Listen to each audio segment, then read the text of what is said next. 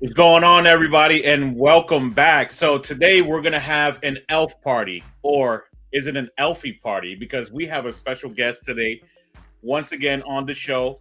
We're going to talk up some elves. Yeah, we just decided to disregard the entire Astra Militarum that's dropping on Saturday. But no, on a serious note, we're actually going to talk about that as well, and a lot of new releases that is coming out, and give you roughly when the dates are going to be for all of the new codices. Stay tuned.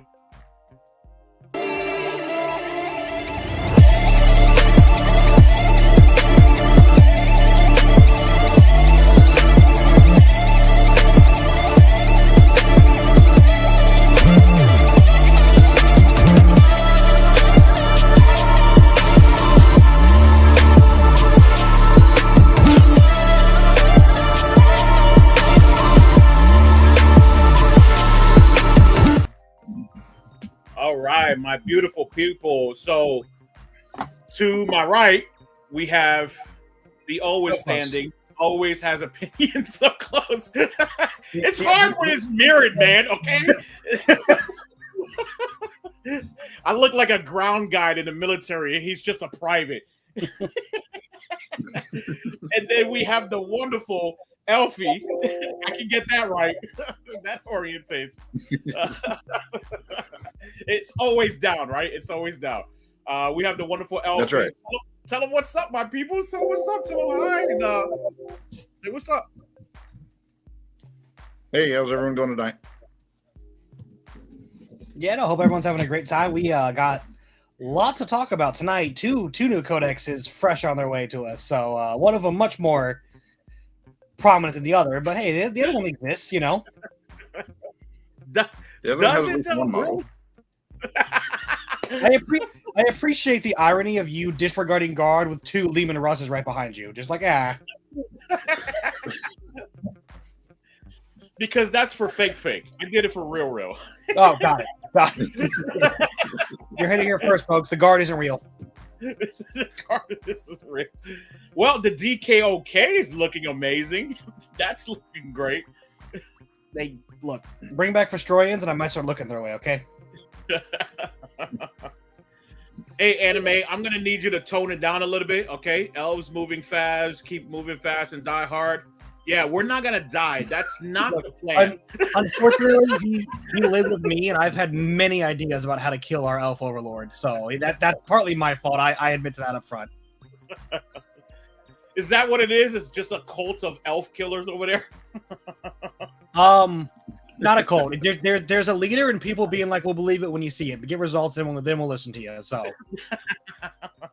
wait, everything is just biomass to you, anyways, right? Yeah. No, absolutely. Nom. You know, elf players say we're superior. I say what happened to Malantai. You know, it's give and take. So, Elfy, before we get into your expertise of elves, and with his name, you can all guess what his expertise is. Maybe. Maybe everyone. He's going to add a lot of value. Exactly. He's going to add a lot of value. We're going to talk up the elves. There's been a lot of leaks, or there's been a lot of things that we have seen, or maybe we haven't seen, or just dreamt about. I don't know. Maybe we just thought it up. But it's looking good. Shout out to the Astra Militarum players. There's not a lot of those, but still, I hopefully get to see you in the chat talking it up. We're going to talk that up as well. Actually, you know what? I don't think I've seen anything on guard. Has anyone seen anything on guard here? A lot. Really? The new stuff? Oh, yeah. There is a lot of talk about them. There's like two detachments that really stand out. One of them is the Grotmus one, which is, you know, slightly old news because it came out slightly before the Codex did or was released. But Guard is looking particularly nasty with their Scions and Rogodorn commanders. Like, joking aside, it is honestly a very good counter for elves too, because, you know, they go behind their walls, keep their stuff in transports, and guard players like, nah, take 6 melt of mines and a bunch of plasma shots with reroll hits and wounds. So, and the Scions deep strike too, so they can kind of get position. Yep, exactly. And then the tank commanders give 2 orders, so they do themselves and their Lehman Russ partner right next to them. So It's strong, and of course the bodies are so cheap as can be. So on top of all that, you have like just 80 dudes on the board you got to worry about. Exactly. So, but guard is, I think it's less prominent because it's more of the same of what the index was, just with different play options. You know, deep strike and rerolls now, basically. And for you guard enthusiasts, it's actually dropping this Saturday. So dropping this Saturday, Eldari's dropping on the 8th, and then Emperor's Children should be right behind that too, probably 2 weeks out of the 8th. Just give me Fulgrim. I just want Fulgrim. Oh my gosh, Fulgrim looks beautiful. I don't care about his sons. They went way. I blame it on bad writing and hyper focusing on the glitz and the glamour. But Emperor's Children suck. Sorry, people who like them. Their lore is awful. Fulgrim though, all in. Want some of that. The DKOK is looking amazing though. So comment in the comment section if you're grabbing a box set of the DKOK. It's looking great. I want to see it painted up. All of those chicken horses are looking fantastic, man. Oh yeah. I've heard they're not pretty strong though. I heard they're kind of lackluster, to be honest with you. If they're a one-shot missile of charge in and do melta damage in melee, and then they're kind of a little irritating to get rid of, and that's pretty much it. Okay. Because I've heard it described as a one-shot melta gun with lance on the charge, and then that's it. They're done. So they just die. Depends on how well you rate melta damage. If you are optimist, it's really good. If you're a pessimist, well, you're going to do 3 damage and be sad about it. Have a very bad day. Actually, I have the guard book somewhere. I've seen it somewhere. I can't seem to find it. Well, let's get to the topic of the episode. Mr. Elfy, how you feeling about your faction getting their time in the sun? Elf party, baby. I don't think we were out, but I'm feeling pretty good. I think it's definitely an improvement, and it actually will force Eldar players to play with skill instead of just, oops, I have a reroll. It kind of forces you to use tactics instead of just I'll reroll every single unit, and I can just take a bunch of heavy weapons, and they're never going to miss. That is a fantastic point. Do you mind? And sorry, Lewis, if you have something you want to ask him as well, but no. That's something I've seen people kind of gloss over. Can you explain the list? And this might be a little bit deep. I apologize, but like list building philosophy with a reroll to hit and wound, and like that informing what unit you want to take versus now not having that but having battle focus.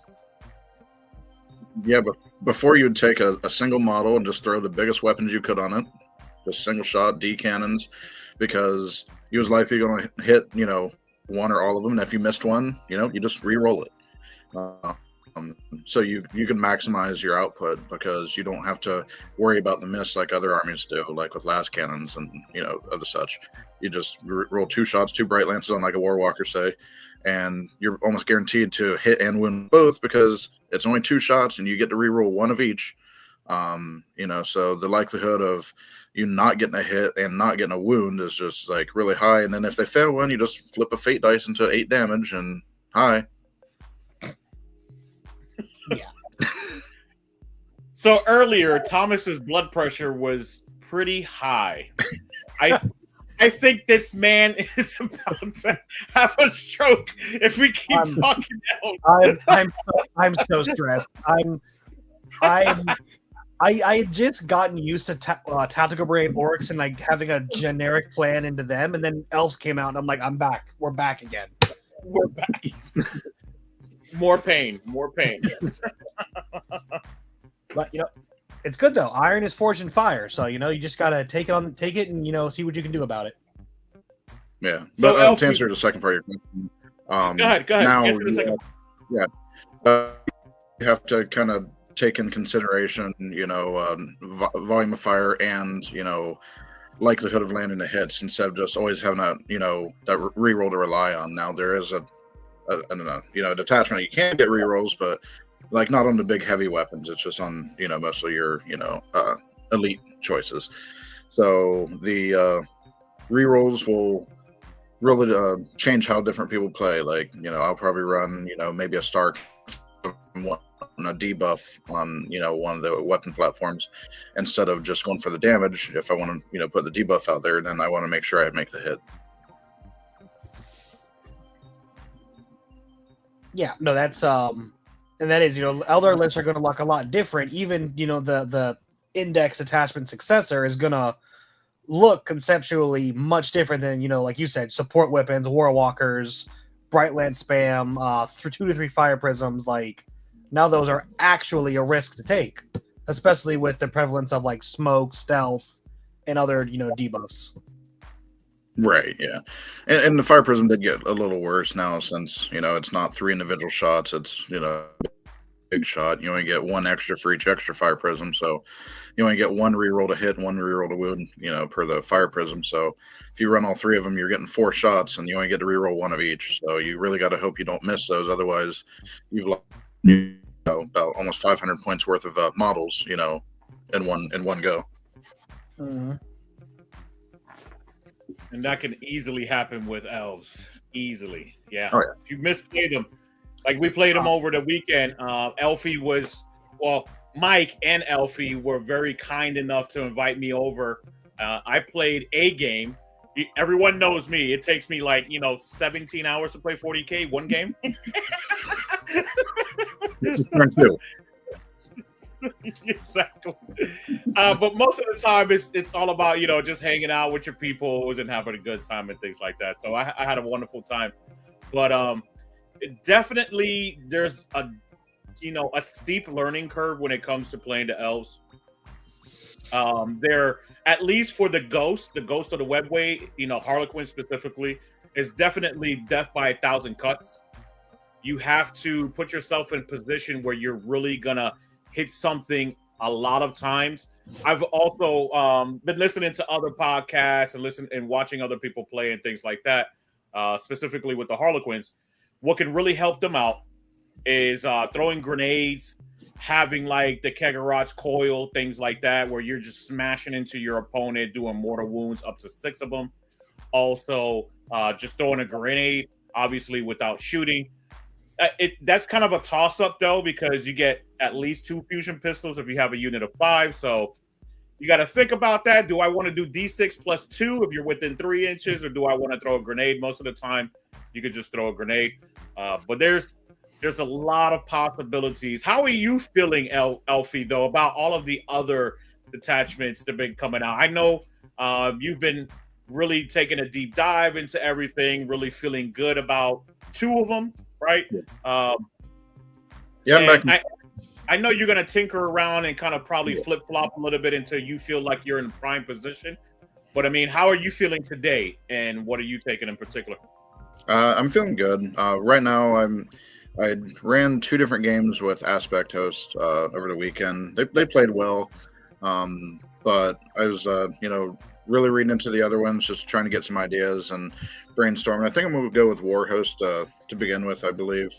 There's a lot more utility there. Aspect Host, there's a couple good strats, but, the other ones don't really...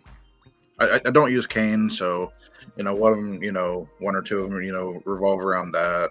I like the mobility that the Warhost gives you, because you get the extra movement on, your battle focus tokens.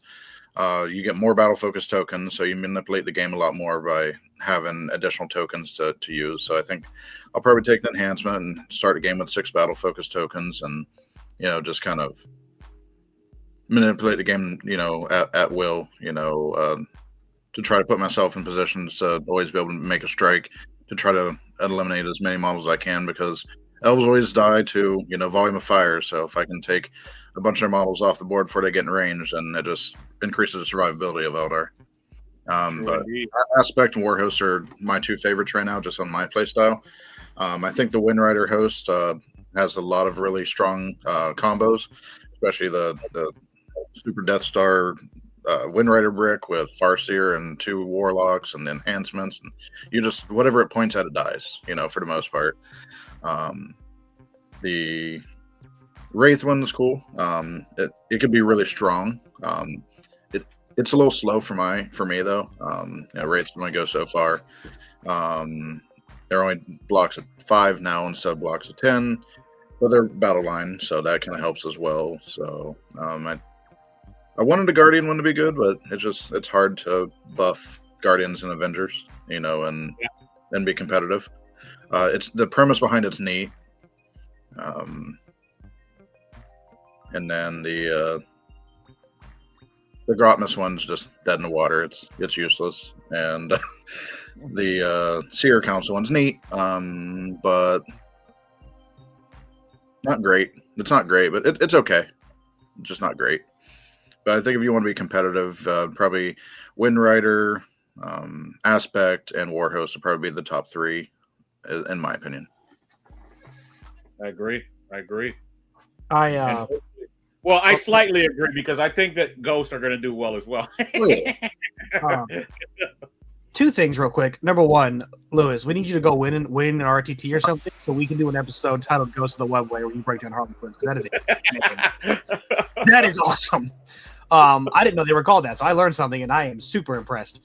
Beyond that, though, I was just talking to a mutual friend of me and Lewis's who plays Eldar pretty consistently, and I was telling him, like, I've seen no one, Elfy, you're the first one to like bring up Wind Rider host, and I'm like, as soon as the nerf hammer falls on Aspect and Warhost, it's going to be Harley Quinn's Wind Rider that are going to come up, because those aren't bad. They're just slightly less efficient than Warhost and Aspect is, or whatever the other one is called. Yeah, Wind Rider's just hiding in the shadows of the other two at the moment. So, as soon as they get nerfed, then you're going to see Wind Rider jump up. You're still going to see people play the other two, but I think that Wind Rider host and Harlequin will be the next two that really take a big step forward. Yep. It's hard to call them not great detachments. They're great detachments. It's just when the other two are that's much more superior. They just kind of get overlooked easily. The other two are they're up there like Star Shatter, where the other two are just merely hypercrypt, like that.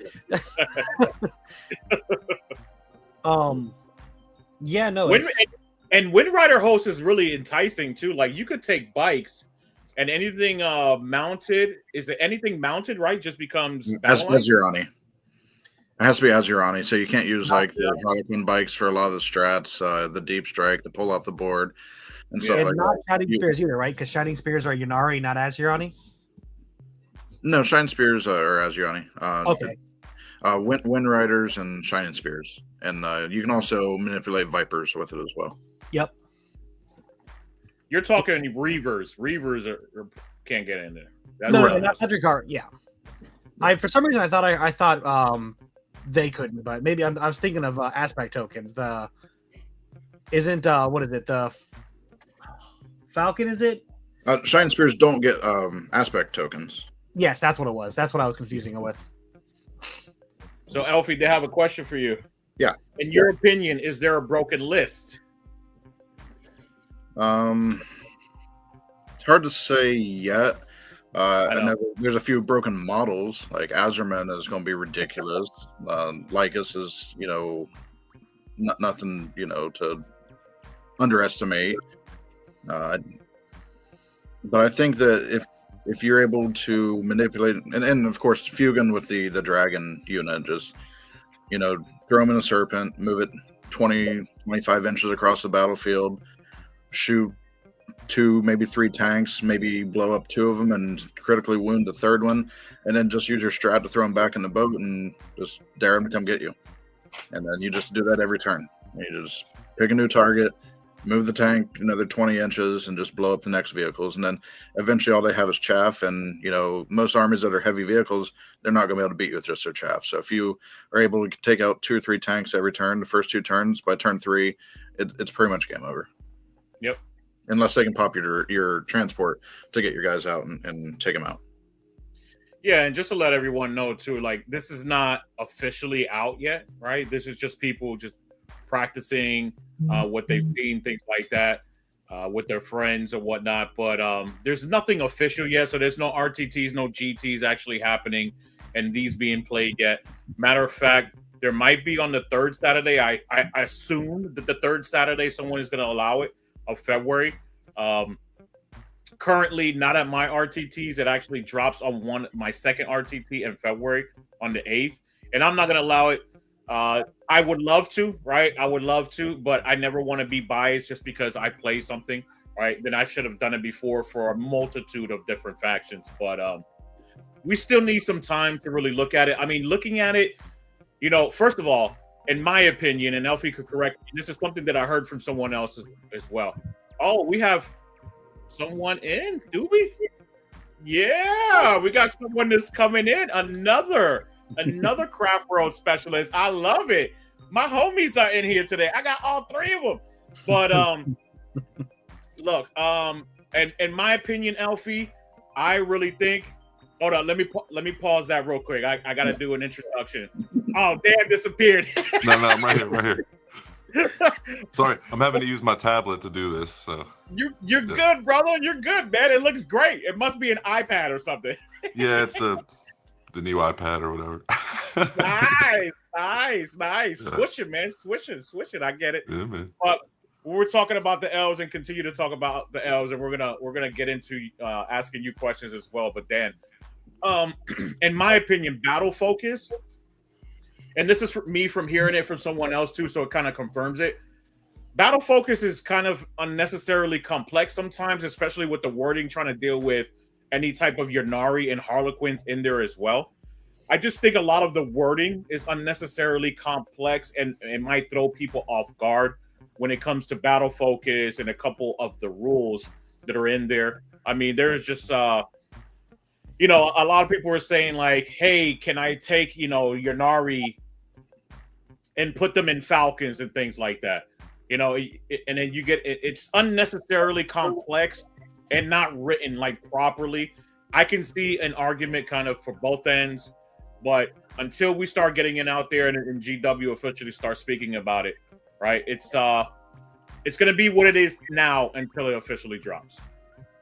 But I like battle focus. I think 80% of the battle focus out of the 6 of them that they actually have, I think 4 of them will be used quite frequently, especially for me. And I'm talking about me personally with Harlequins.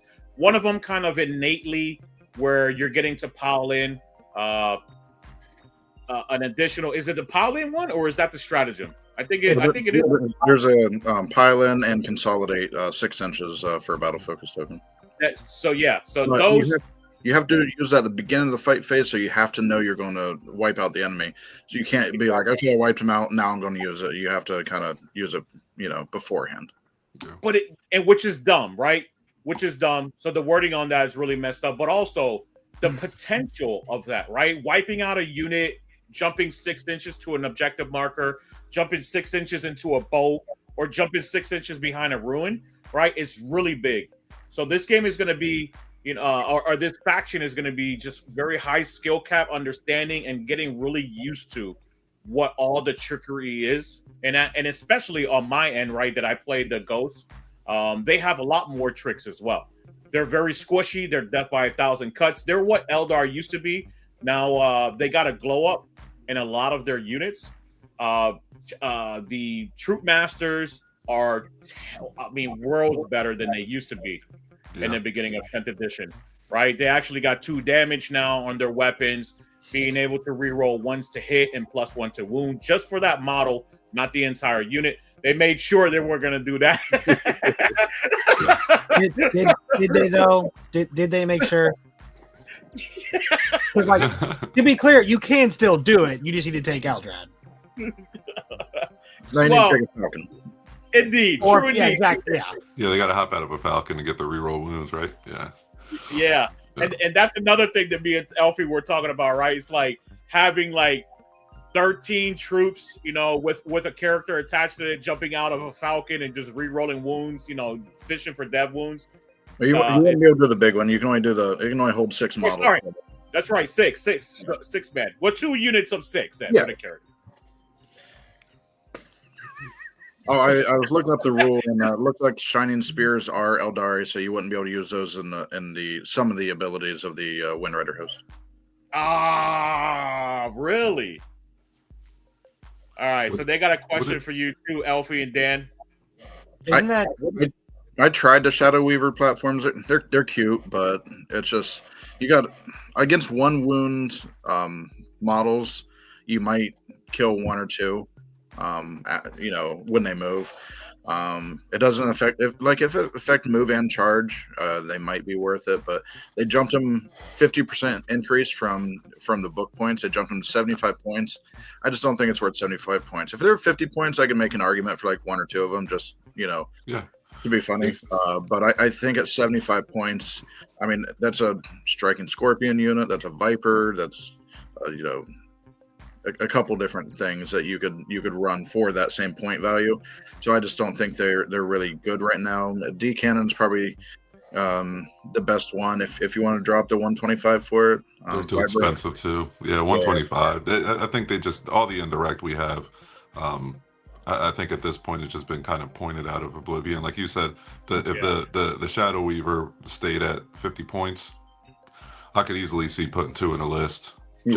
Just to be a pain, right? But at 75, it's like, Yeah, I mean, nothing like their model having one wound left and they move and it just like happens to roll a 1 and just falls down, Yeah. But the likelihood of that happening are like very nil. Like I'd rather have something that's more consistent, more reliable. Now, if you want to run triple vibro and strategic and just like target all 3 of them at like one like big brick, that's fine. But I still don't think it's cost effective for the points. You're talking about almost 200 points for that, where 200 points can get you 10 dragons or, a multitude of other things.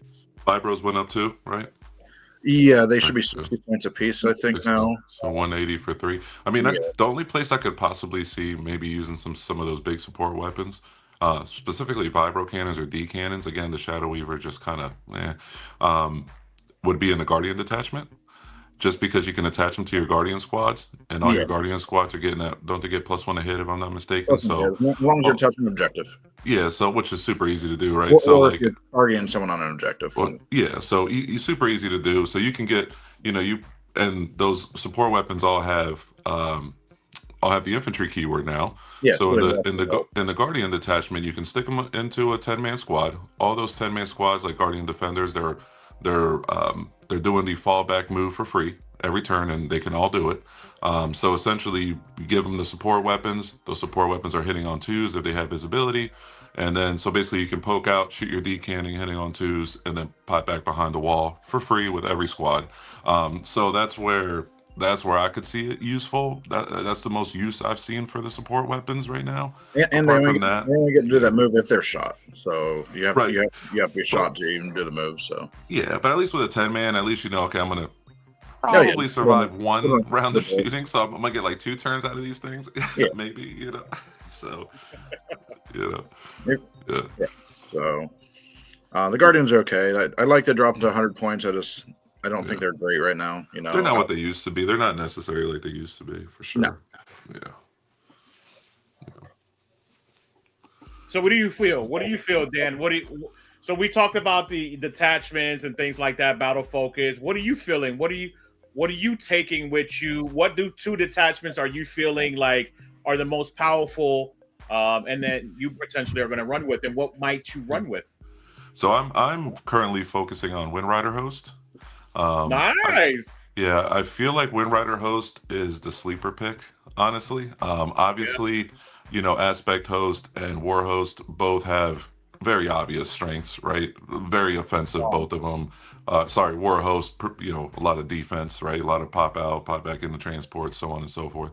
But Wind Rider Host, I'm digging because I've written some lists, and I feel like points-wise, it's a little bit cheaper, so I'm able to get a lot of stuff into the list. I don't hate 6 Shining Spears at 240. I am curious though, when I came into the room, the chat here, you guys were mentioning something about Shining Spears having the something keyword.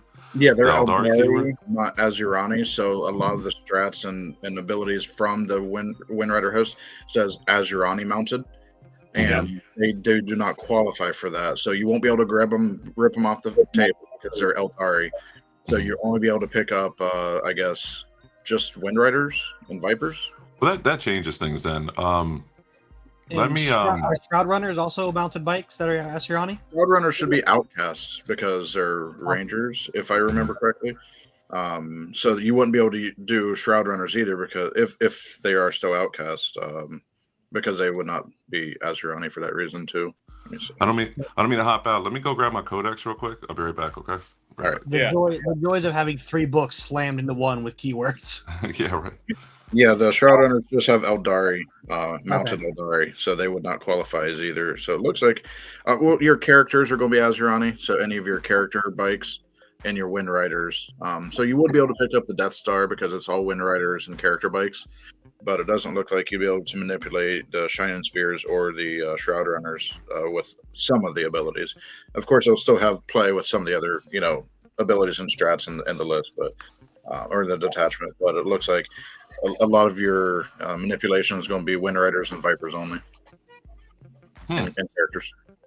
Yeah, even though they have the faction keyword Asuryani, that's weird too. Wow. Yeah, because I was going to say, I thought everything had the faction keyword Asuryani. That was Eldari. They moved a lot of it there, but some of it's just Eldari. The faction you're playing is Asuryani, but the Asuryani keyword is not ubiquitous in the book. Correct. Yeah. Yeah, I just noticed that too. Yeah. I don't see much. So you said Wind Riders have Wind Riders and your characters and Viper. It looks like to the extent of your manipulation, would be able to rip the different models off at the end of the turn with the detachment rule. Well, like Warlock Skyrunners don't have Asuryani either. While we're Lewis, Dad asked a question. Can you explain the difference between faction keywords and like datasheet keywords for stuff like the intricacies that we're talking about here? Well, neither do Wind Riders. They don't have Asuryani either, and they're Aeldari. I think it's faction, man. I think it's all Asuryani. Yeah, that should work. That should definitely work. I mean, I don't know if I can do this. Well, we can't see it, but yeah. I don't know if you guys can see it, but yeah. That's the real issue. You can't see it, but yeah, it's Asuryani. That's totally legal. Nothing has the Asuryani keywords. It's Asuryani is your faction. Okay. So, because so to answer the question, right? So there's faction keywords. There's just keywords, right? And in the keyword section, if it has a bolded section, right? And when it presents the bold keyword, those are the abilities that you're able to take for that keyword itself, right? So that's really the difference between keywords are more of the instrument of the faction. So you're a troop master or, epic hero, things like that. But if you have the faction keyword and it's in bold and it calls those out in your stratagems and things like that, just like Aeldari, right? It's specific to all of the elves. So a power like Eldrad, in your faction keyword, it doesn't say Aeldari, it'll say like Harlequins. That doesn't mean that you can't use it on an Aeldari Harlequin because they also have the keyword that's being called out as well. Yeah, because like looking at Warhost, for example, all the stratagems there, all just after an Asuryani unit, right? And if I look at any unit in the book, nothing has Asuryani in the keywords. Asuryani is the faction. Yeah, it's up in the battle focus. I found it. Yeah. That's why, exactly. In the battle focus section where it talks about everything kind of being Asuryani, So it's completely legal. It's completely legal. Yeah. So Shining Spears, Shroud Runners, Vipers, and Wind Runners, and then the mounted Barkiers and Warlocks. I mean, it wouldn't make sense, to be honest with you, if you couldn't take bikes and a bike detachment. That's what y'all were getting ready to have me change my mind. I'm like, well, never mind then. I'm not using any of this. You get like 5 data sheets and you'd be happy with it. Yeah, right. But you have enough. But yeah, I'm digging I'm digging the Wind Rider host. I'm digging the mobility, not just the fact that you can pick up 2 units, redeploy them every turn. That's super nice. Obviously, we've seen multiple armies, Hyper Crypt, Grey Knights, if I'm not mistaken, can do something similar. Death Watch, just one Death Watch. Yeah, Death Watch, So we know that's a super strong ability, especially when you have good shooting platforms. The Wind Rider, the 6-man squad with the double Warlock and the Farseer, is fantastic in Wind Rider. It's good in general, but in Wind Rider Host, I feel like it's even better just because you can 6-inch deep strike it if you need to, reposition it, getting those good shooting angles every turn, and then with all the buffs you can stack on it between the 1 CP plus 1 AP on Focus Fire and the Wind Rider Host. You shoot it with a Warwalker first, that's another plus 1 AP. Now all of a sudden these destructors on the Warlocks are 12-inch D6 torrent, strength 7, because you've got 2 psychers in the squad with each one. So strength 7 AP3, 1 damage torrent, 2 D6 worth. Plus the Farseer's Eldritch Storm is now AP4. If you do the whole combo, AP3. Right? Should be AP3. Thomas over here about to have an aneurysm. It's AP2 base, right? So you got AP2 base, 1 for the strat, and then you shoot the thing you're shooting at with a Warwalker first. You get it to AP4. Oh, okay. And now all of a sudden it's D6 hitting on 3s, strength 6, AP4, D3 damage, right? Blast. Wow, yeah. So your Farseer, your Warlocks, that's just them shooting, and then you still got a whole nother 6 shooting bikes to shoot. It's wild. The man with opinions loses his mind right now. So going back just to educate everybody real quick. Hold up 1 second. I'm sorry. So a keyword detachment is a detachment that only contains models that have the keyword, excluding any models that specify do not prevent a detachment from gaining its detachment rules, which is what Elfy read just a second ago. In the detachment ability, it gives you the Esirani. Or how I like how Dan pronouncing it. I'm murdering the entire pronunciation of it. Yeah, but Dan didn't even say the best part about the Farseer is that you give him the enhancement, make him anti-tank 2+ and anti-monster 2+. That was my next point. Yeah. Yes, sir. Yes, sir. Yes, sir. You doing all right up there? I just have two questions. That man is a cherry right now. He's a strawberry. So that whole combo. Would you say that Eldrad is bad in Wind Rider Host for +1 to wound within 18 inches? So I have him in my list mostly for the extra CP because Wind Rider Host is very CP hungry. But he's also good in my list. I'm currently running 1 Wave Serpent with 2x5 Fire Dragons. That's probably where he's going to ride most of the time. And on that turn where if I'm in a matchup, because I'm not going to need that +1 to wound in many matchups, in my opinion. The ones where you do need it, you throw him in the Wave Serpent, shoot it up, he hops out, +1 to wound here. Just be careful with that because Eldrad has to be on the battlefield to get the CP, and if he's in the transport. 10-4. Okay. Good to know. Yeah. Good to know. So, yep. Second question. And he has to be on the battlefield within 18 inches and have line of sight to that unit to get that +1 to wound as well. Yeah, but it's at the end of the movement phase now, at least, instead of the command phase like it used to be. Yeah, so you can jump that helps. Yeah. Exactly. Just point, +1 to wound, and then jump back in the boat. There's no roll anymore. It just happens. So it used to be on a 2+, and you'd always roll a 1 when you needed it. And now it just happens. Second question. That whole combo you meant with that Death Star, what if, I don't know, you had a way to get do they have any like lethal hits or sustained hits or a stratagem to give them that? So they have the Wind Riders have built-in lethal hits. Okay. Yep. So the Warlocks and the Farseer won't get the lethal hits because it's on the gun. It's not like a unit ability. So yeah, you do have lethal hits there. As far as correct me if I'm wrong, Elfy. I don't think there's any way to give them sustained in Wind Rider Host. I don't believe there's a way to do sustained. I think so. I mean, but the good news is if it's the closest target, then you get full rerolls to hit.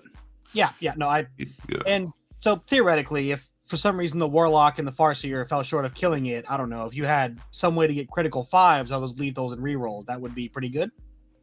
Yeah. Cool. Yeah. This, oh my god, dude. Lycus. Just take Lycus for crit 5s. There you go.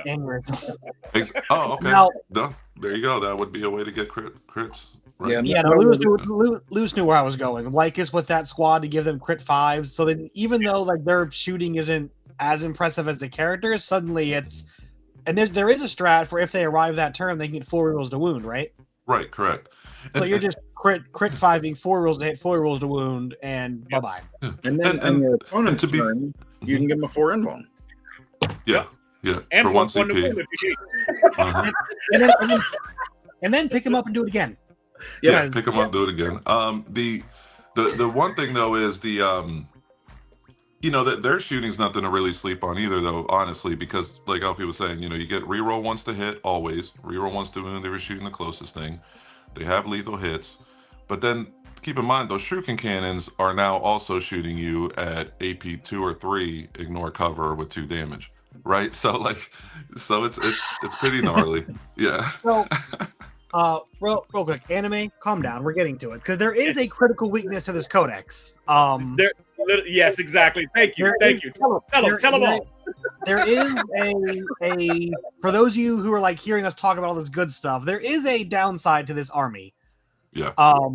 Elfy, Dan, do you want to let the the people dreading it know like their path to victory, if you will? You want to go first, Elfy?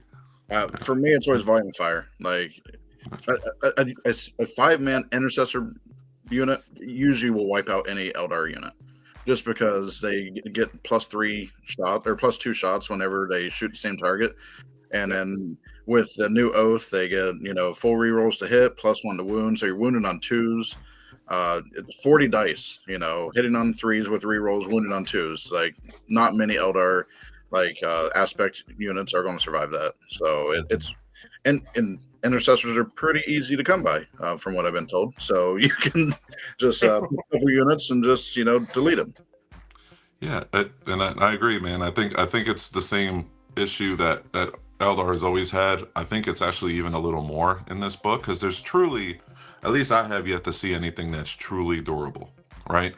Not even the Avatar now. So that used to always be my piece where I was like, okay, that's my natural expansion guy. That's where I'm going to get my turn 2 terraform immediately. So I'm not falling behind on terraform all game. And now you don't have that option really. I've played 1 game with this book so far. So I, take it for what it's worth, what I'm about to say. But, I felt like I had all the offensive output that I needed, but anything turned around and looked at my spears, looked at my wind riders, looked at anything, it just gets picked up. A great example to watch, a stream game that I watched the other day on the Art of War, Lennon and Quentin were playing, and Quentin was up. Quentin looked like he was just controlling the whole game. I mean, Lennon didn't know where to move. He had very few options, this, that, and another. Lennon ended up winning the game by like 20-something points. Yep. And that was strictly because he was just holding objectives, and anything that gets put on an objective, Aeldari wise, is just going to get picked up. It doesn't take a whole lot. You got to play the late game with new Eldar. I think we don't have the anvil piece. The anvil piece, like I said in chat, the anvil piece is our mobility.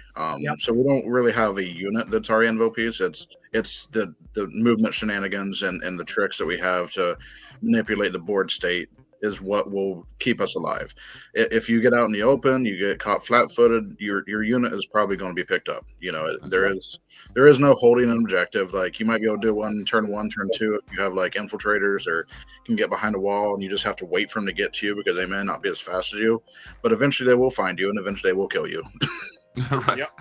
It's true though what Swabula says, right? Movement is durability. Yeah. So that's obviously their durability for Elf. And Elfy is absolutely right. When I was playing it, the last 2 times that I played them, they don't feel OP. At least the ghosts of the web weight don't, right? They don't feel OP. But they feel like you really have to not make mistakes your first 2 battle rounds and stay consistently trying to hold objectives to really do well at the end of the game. Elfy is absolutely right. The last 2 games that I played, it felt like I really needed to keep it clean without making mistakes. And then towards the end of the game is when they really start to shine. Yeah, since this is the first time since 9th that I felt like they're quite literally glass cannons. Like, yes, yeah. So they will hurt you real bad. But any return fire is just dead dudes. Can you bring up Maxwell's question, Lewis? Because he asked.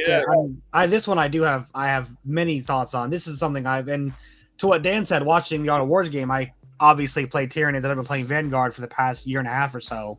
As the antithesis, yes. And basically, find yourself whatever your faction is. There's 3 things I found that new Eldar hate. Number 1 is lone ops. Oh my god, they hate overcommitting. They want to get just close enough and then get the hell back before you hit them, like they were saying. And if you force them to overcommit past that, they're stuck. The next thing is, and you guys can correct me, but there's still a relatively elite low OC army. Yeah. Like, sure, they'll kill 100 cultists over the course of a game, but like, is it far enough in that you're not 40 points ahead on primary because you only held your home objective as the elf player? Right. And then the third thing they hate is basically being more mobile than them. Like Grey Knight, the Grey Knight's index attachment, sure, they're just like strength 4 0 AP storm bolters, but like if they can always hit you no matter where you move in your, does it really matter? Like you were saying, Elfy, bolters rip right through elves anyway. Yeah. Mm-hmm.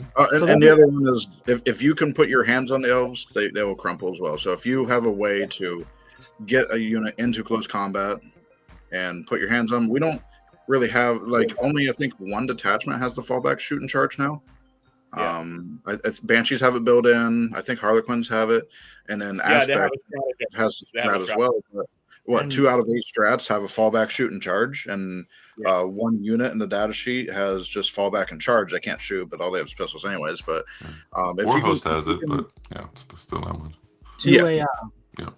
And to a lesser extent, or to a not specific to Tyranids extent, if you play them like you play Jakari, kill their transports, suddenly their movement tricks are way reduced. Yep. Except for Harlequin characters, because if you kill me and you're 6 inches away, I'm gonna fight you. I'm gonna charge you, and you're in your phase, in your fight. That is a perfect transition, because I was just gonna say to what Elfy and Dan and you were saying. It isn't like, looking at it, if I play an elf opponent who's equal skill to me, I have a fair shot to beat them, because yes, you have the ceiling for skill expression with the movement tricks you have, as Swablis and Elfy and Dan have said, is nearly infinite. But the flip side of that coin is the fact that you make the wrong decision is also nearly infinite. Yep. And you can only make maybe 1, maybe 2, because the elf firepower is also insane. But like you make more than a single, maybe 2 mistakes, and your game's done. You don't have the units to come back. Yes. Agreed. I'm not an elf player, but that's my take looking at it as the opponent of what I want to do. I think it also comes down to proper target priority as well. So, I mean, it doesn't matter how much firepower you have. If you're not taking out the right units and not knowing what your list weakness is, then they're going to mop you up anyways. So it's about finding out what their units do and what your list struggles against, and go after those first. If you can't do that, if they play shadow games where they kind of force you to go after stuff you don't want to, wasting time until the stuff you want to hit gets on top of you, then sometimes a war of attrition will go in their favor in that case, because you got to make sure you take out the threats that are the most threatening to your list as a whole. And like Dan said, it's not just Windrider that's CP hungry. There are a couple of attachments that really want to use their strats, and if you don't have this is not specific to Eldar, but we're talking about them. If you're wasting your CP on frivolous stuff like a lucky Overwatch or a CP reroll here because you feel like you need it, and then suddenly, oops, you don't have Skyborn Sanctuary, that's could be a death sentence right there. It's gonna hurt, yeah. Yep. Yeah, you're gonna feel it. So this army, as good as it is and like the obvious power it has, is balanced by 1, their primary game is very difficult. Yep. And 2, if you catch them when they mess up, suddenly the game's switch back around to your favor. It is holding objectives for us, and if you separate your army, like if you start running in little packs of units, that's when we start taking advantage of you. Don't do that.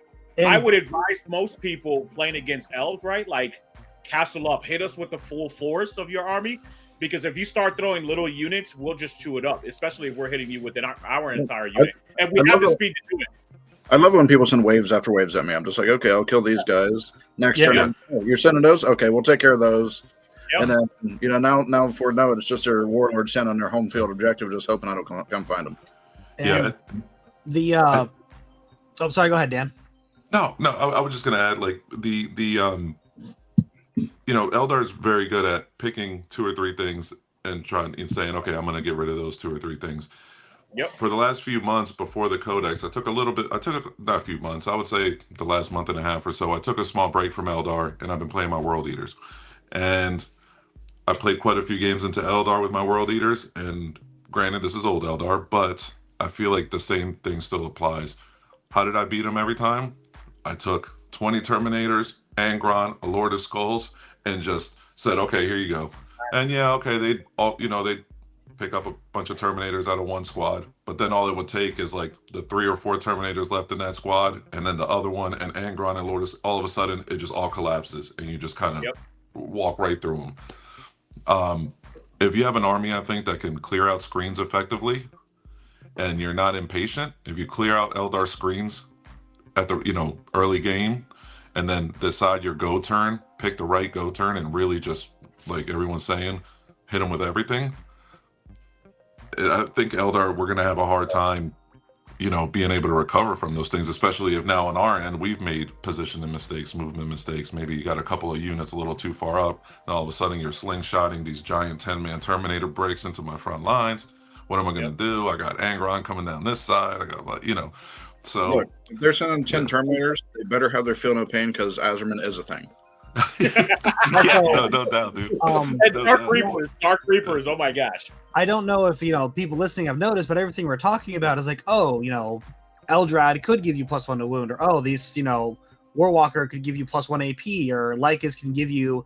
That also means committing those units in line of sight in range to do that. That's right. And that while Eldar do have a lot of movement tricks and ignore Overwatch, it's not infinite. They get 2 things with, like, if they get Eldrad within 18 invisible, you can Overwatch them. They go, I'm not going to make him unOverwatchable? Cool. Good luck bringing out your other unit's going to shoot me with it now, because that's going to hit. So it's a very interesting back and forth between priority of what does the other player want to risk in what order, and what do you want to prioritize yourself to threaten. That's right. And I agree. I agree, too, with, what is it, Swabblius, right? Swabblius? I don't know. Swabblius. I agree partially. I think people are gonna end up having to take Guardians or just trash units, but we're gonna need to take boats on top of that to really hold objectives. That's really, at least for Harlequins right now, it's a challenge to really hold objective markers. You almost have to bait your opponent in and take it from them. Like, you're not playing the Terminator game with Eldar. You're not sitting on objective markers like Dan was with his World Eaters and like, hey, come and take this objective marker from us, right? Like, you have to, as an Eldar player, bait people in and then go and take it away from them, and that becomes a challenge as well. But we have the ability and the speed to hit you with a lot of points in our army as well.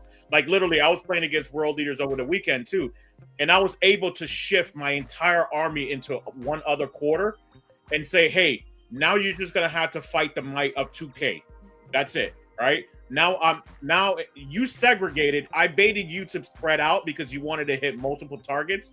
Now I'm going to shift my army into the entire quarter, and now you're going to have to fight 2,000 points of my army while I'm starting to chew up 1,000 points. And that's really what it takes as an Eldar player. You really have to understand. So everybody's not going to be able to pick up. It's not like Votann back in the days. It's not like Harlequins back in 9th edition. You're just going to be able to pick these up and just do great with them. You're really going to have to practice a lot. You're really going to have to understand movement, positioning, deployment. You're going to have to understand a lot of this stuff. Battle focus, when to use battle focus, like Elfy said earlier. Like, you have to know how to prioritize your targets with them as well. I told Lewis earlier this morning, I was telling him some math.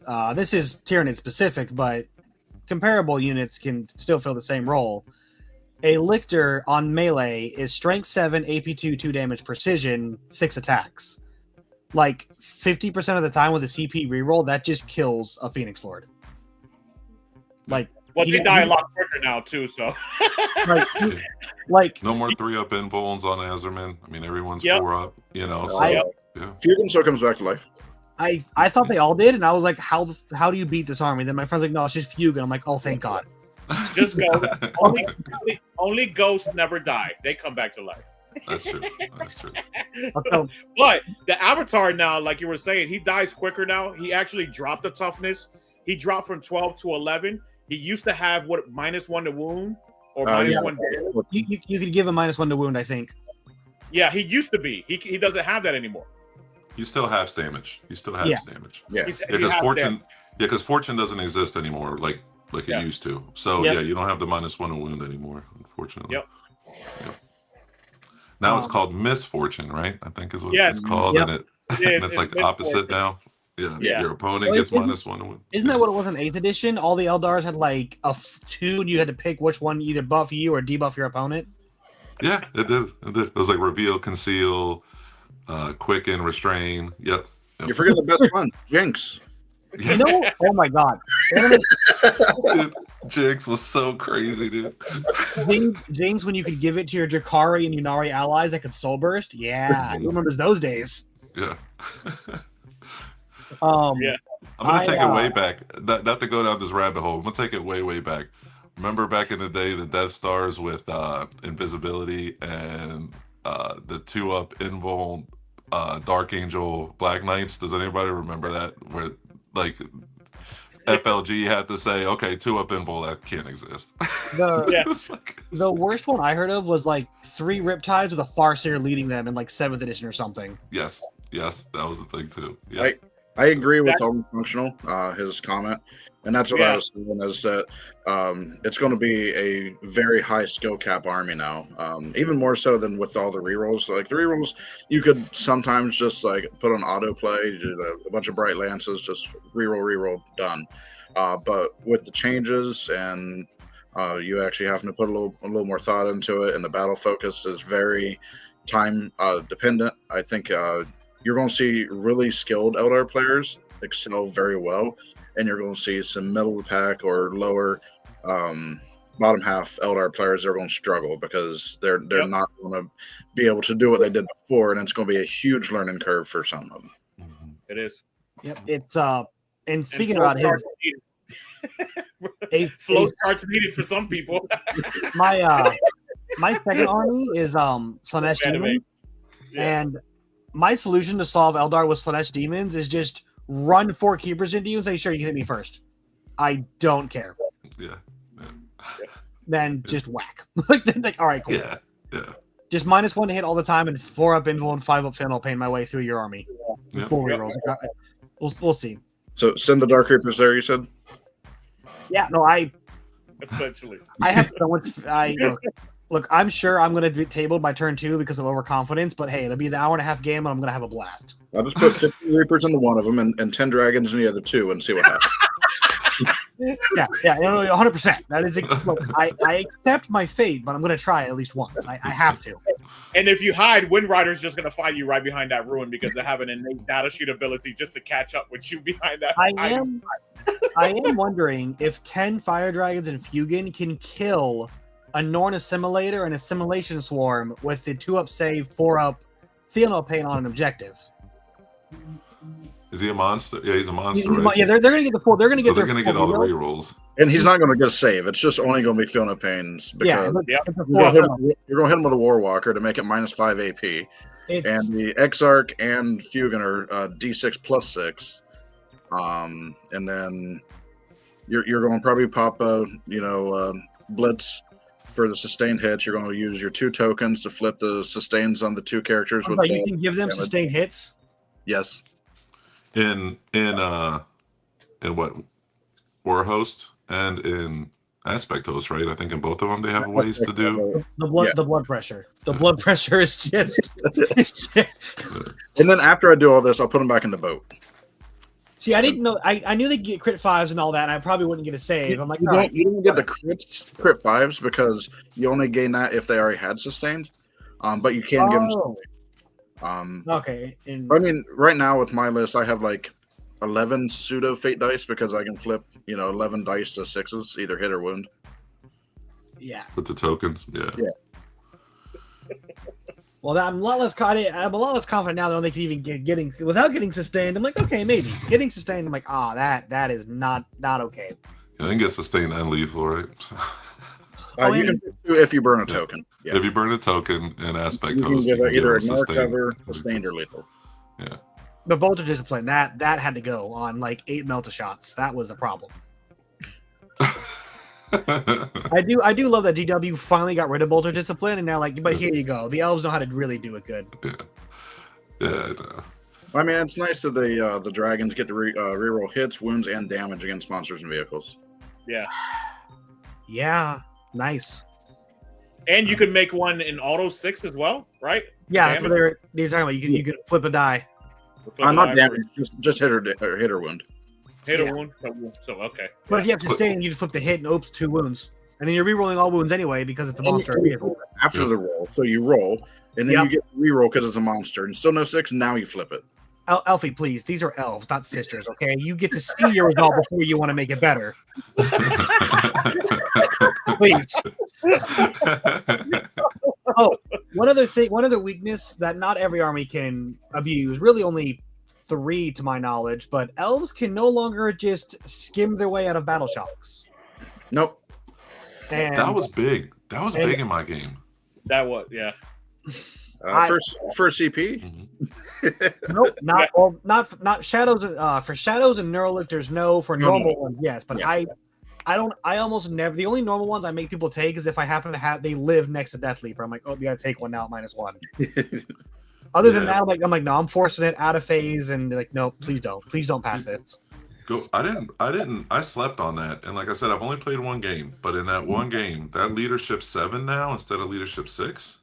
And not have I felt that, dude. I felt it multiple times. Who has 7? Harlequins all have 6s. How'd you get 7? I thought they were 7. Like Wind Riders are 7. Harlequins still have 6. That's nice. But yeah, Corsairs, Night Spinner 7, Falcon 7. Everything's 7. Wraith constructs are 8 unless there's a psyker close by. I will kill every Spirit Seer and just wait for in the Wraith attachment. I will murder them if they're near a Wraith. I play 30 Gene Stealers who move 24 inches and then charge. I'm not. That might not be fast enough. It might not be. That, which is hilarious. So aspect warriors. So I'm looking. All the aspect warriors still have leadership 6. All the characters have leadership 6, but anything outside of aspect and characters is up to 7. So your guardians, your wind riders, all your tanks, war walkers, all that stuff is all. There you go, Lewis. 7. You got some support. Yeah, you're right. Yeah. Yep. But yeah, no, that is an out. Up hand in my heart. That is an out I'm playing too. Is all right. Now I can actually like devastate you, which is. Ironically, my solution for guard and tactical grade orcs is you got bad to mediocre leadership. Let's see what happens. So with that being said, what do you think we're going to end up doing, Elfy and Dan, to guard? Like, how are we going to deal with them? I mean, other than, like, take out Ghost of Webway, right? Let's take out the Ghost of the Webway. What is it going to be? Dark Reapers, just Bright Lances? I mean, how are we going to, if they're taking 3-4 Lehman Russes, and they're taking the new Rogue Adorns, right? How are we going to deal with all of that vehicle? You're going to hope they don't cluster, or that they don't spread them out. If they're clustered, they're going to have an issue with dragons. Yeah.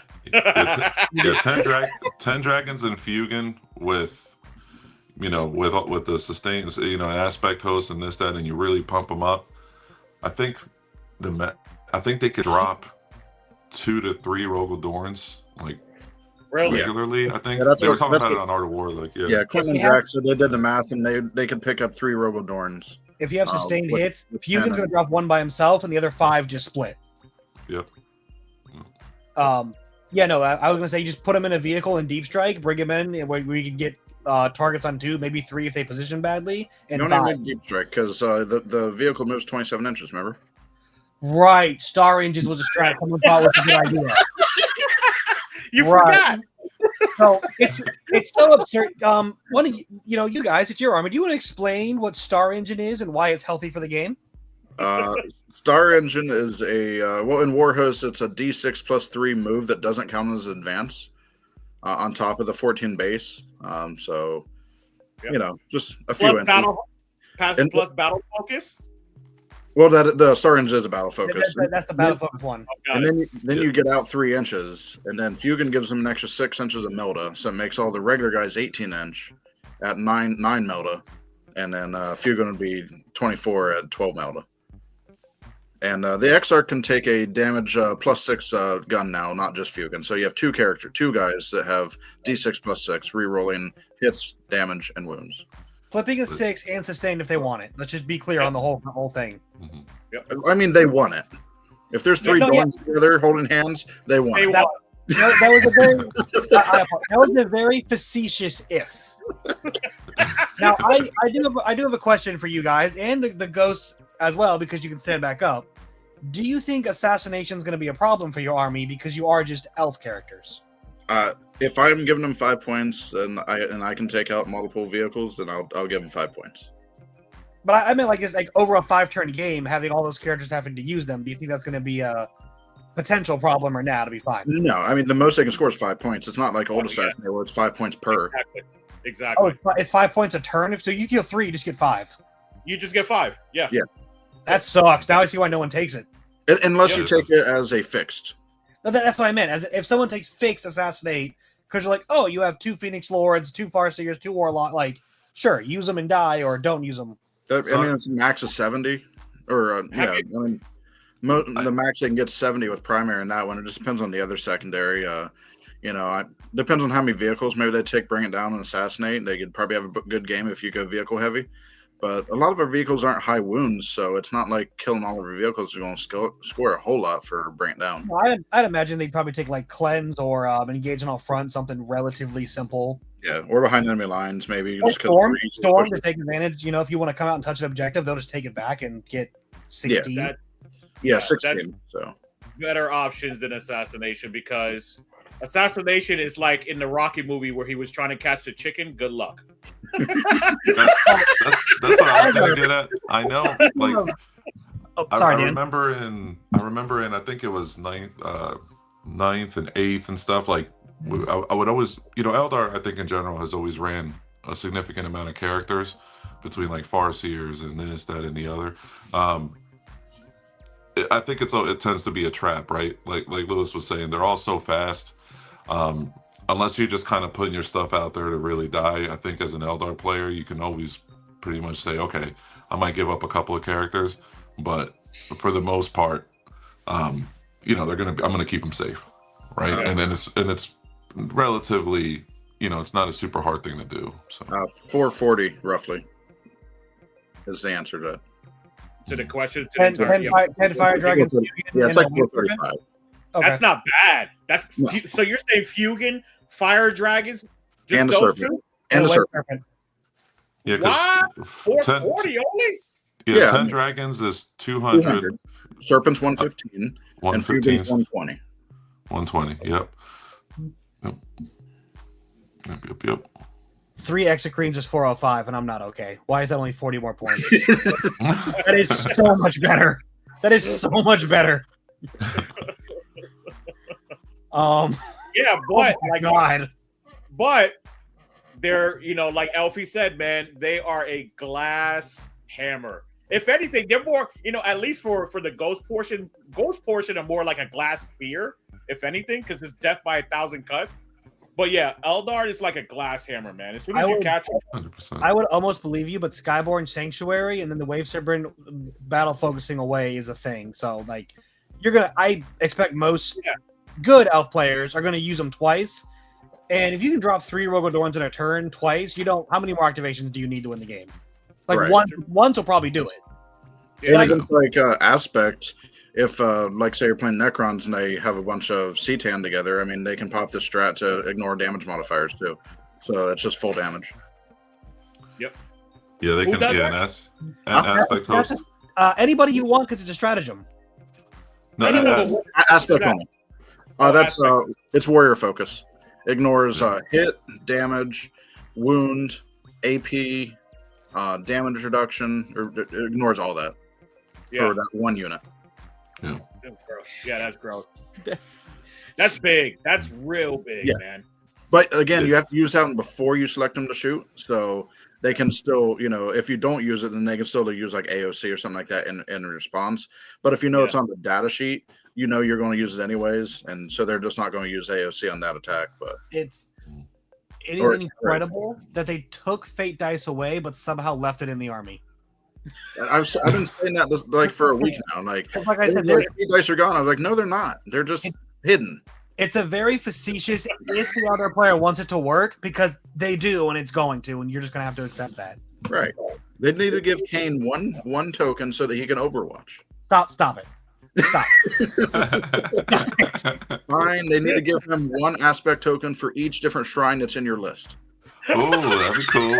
That'd be cool. You know, only an aspect host, though. Only an aspect host. Nope, even better. The aspect warriors can sacrifice one of those to Kane to make him better. There you go. There you go. Genius. See, he's Team Eldar. Now, for all that, like, I am happy that Eldar players got a really deep and creative codex, because it sucks when you're an army. You love your army, you buy the models, you paint the models, and then you get your rules, and then, like, you read them for 5 minutes. You're like, where's the rest of my rules at? So, going to Swabalis's question, right? I give 3 months for the fire dragons to go up by 20%. What I really think is going to change a lot of the keywords. I think Aeldari is going to be removed from Eldrad and Lycus, because people are going to see, like, you can take it in anything, and how powerful it's going to be in certain detachments.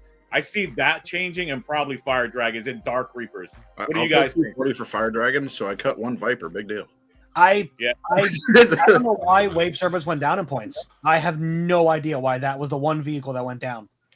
They also made it basically -1 to wound. Yep. Yeah, no, the fact that vehicle, they're like, this one needs to be cheaper. Sure, GW. Whatever you say, man. I don't. Oh yeah, keywords have changed before. Yeah, of course. Yeah, like Drukari. Drukari is your Nari, completely your Nari now. Well, kind of. Yeah, sort of. Yeah, for everything that we've said about how good it is and the damage it does, it still comes down to, like, hey, I got 2 emulators pointing on all these 2 lanes. Oh, cool! You brought out your fire dragons I couldn't Overwatch. Are they going to do it themselves, or you have something to support them? Because cool, like, what else? Like, I'm still going to hold this objective over here where you can't shoot me because I'm behind a wall. Like, and then you get 10s, the other player gets 5s. You're losing stuff, but suddenly you're 25 points ahead on turn 5. So, Dan, how many bikes are you taking in your Wind Rider host? How many bikes am I taking? So so let's see. I'm currently taking a squad of 6 Wind Riders. So 3 squads of 3, because they're battle line in Wind Rider host. 2x6 spears, 1x3 spears, 3 Shroud Runners, Farseer Sky Runner, 2 Warlock Sky Runners. And I think that's it. I think that's all the bikes. So it's quite a bit. I mean, it's a lot of bikes. Yeah, that's a lot of bikes. So it's half of them go through ruins. Yeah, all the shining spears. Yeah, can. They don't go through ruins. They just ignore the vertical distance. That's all. We're still going over. To be clear, we're still going over them. Okay. Hey, what up, Kurt? Yeah, whatever. Exactly.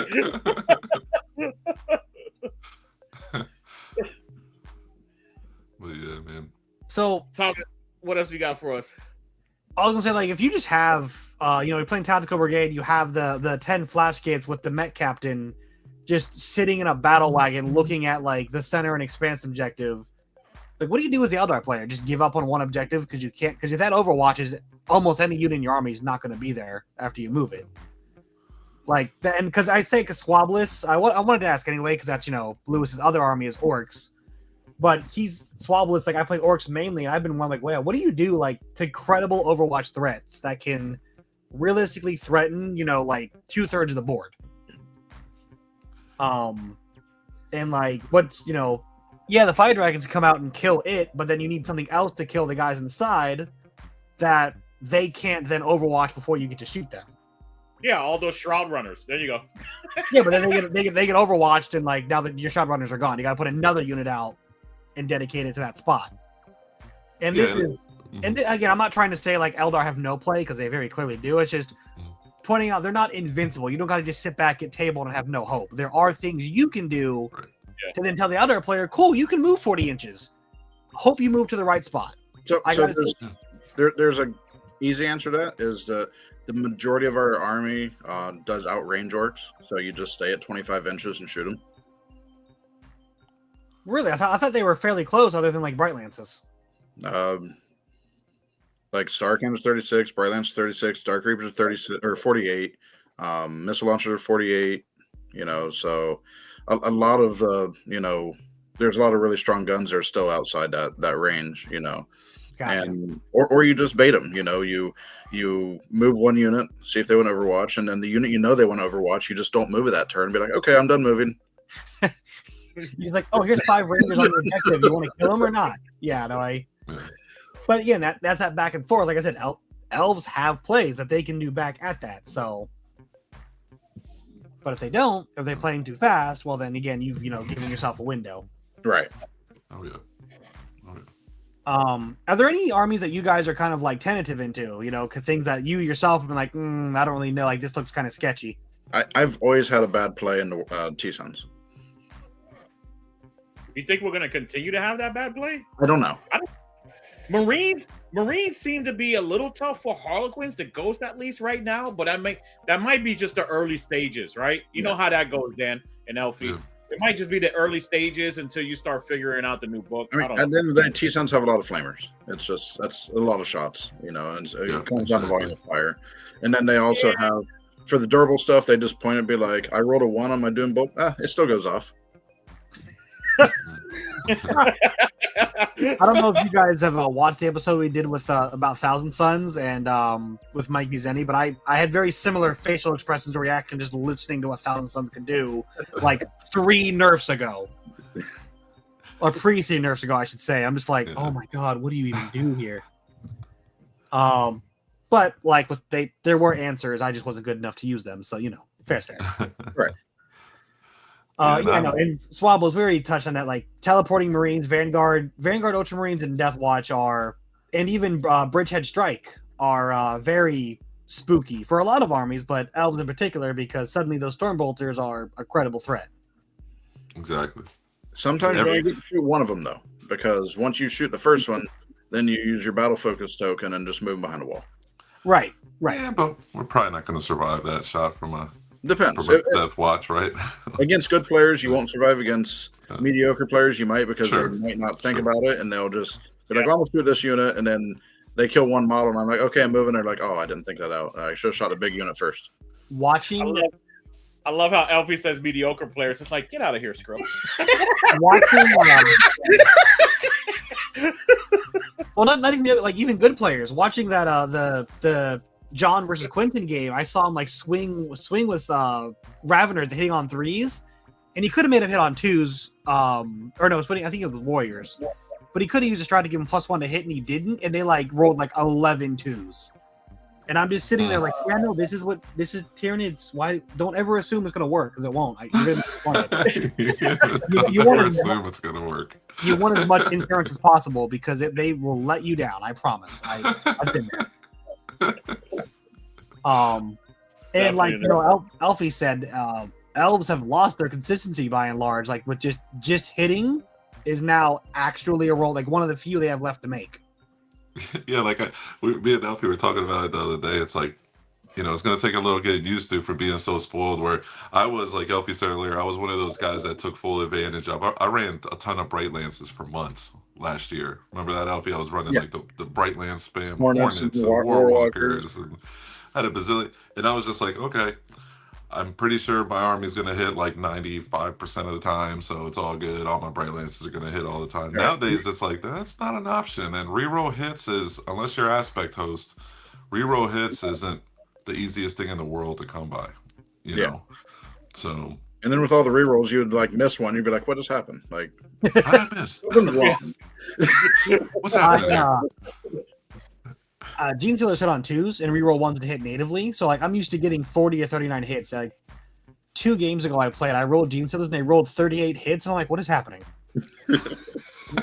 what is this? Why? What did I do? Look, man, 10 Khorne Berserkers make troops go bye-bye real fast. Oh yeah. Buddy, you're shooting up way too like Khorne Chaos Spawn make troops go bye-bye. Actually, in that game they did it. They couldn't even crack a boat. But hey, Don't put them into a boat. Put the berserkers into a boat. What are you doing? It wasn't me. It was somebody else. If they're in a boat. See, Elfy, like you said, target priority. Yeah. Exactly. If you wanna, beat a player, just convince them to put your spawn in the boats and your other guys into the rangers they were gonna kill anyway. Problem solved. Yeah, there's berserkers and Angron. I'm gonna shoot the cultists. Got it. It is my dream scenario to get an elf player to shoot Fugan at Gene Stealers and then like Asherman at like a Norn. Hey, in fairness, they do have stickies, so they can just run around while you're fighting everything else in sticky things. Do you guys think Death Guard are going to be a problem? Death Guard. The Not if you minus shoot is to hit. The minus isn't to hit and all that. That's when you get close to them, right? You got to be pretty close to them to make that happen. Potentially, yeah. They have way they can bring it to you, but yeah, you normally got to get decently close. I think we're good there. Just the same thing we've always done against them. You know, move block, use all the small units, move block, segregate parts of the army that you want to take out. So, right, like a big part of the Eldar game plan is always like segregate, take out, move block, everything else, right? Yeah. So, I think we're still super good at it. As long as you have enough junk in your list to move block and have those units when you need them, I think we're still able to handle that pretty well, I think. Enough junk in your trunk, like you're you saying that actually just triggered a memory I learned when I first started 40K. I listened to a ton of podcasts. My job affords me to listen to like 7 to 8 hours of podcasts a day, pretty much, and I just absorbed a bunch of information. I remember someone described 8th edition Eldar, and then it was reaffirmed in 9th edition, and I want you guys' opinion on 10th, where they're like, it is an army that it looks like an army of hammers, but really it's just scalpels. Because for the most part, you use them once, maybe twice if you're lucky, and then they're done. They're dull. They don't do it again. Yeah. A lot of them. I think Reapers might be the exception there, just because they have so much range. And they usually pick up what they shoot at. Yeah. Yeah, 100%. I mean, we always have abilities. We always have ways, right, to try and keep 1 or 2 units alive between like fire fades or, nowadays Skyborn Sanctuary or the Battle Focus. Like we have ways to try and keep a unit or 2 alive every turn.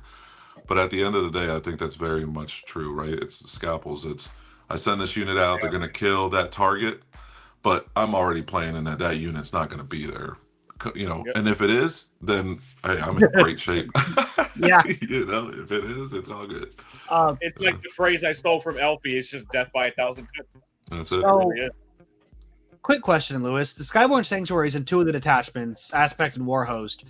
And I remember it used to be called, or a very similar stratagem was called the Curtain Lifts or something like that for Harlequins. Do they have Curtain Falls, yeah. Curtain Falls. Is that back for Harlequins, or do they not get to go back in boats after fighting?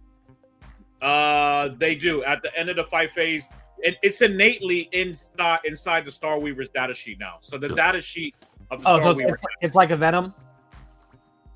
If you're within 6 or 3, you can just get back in.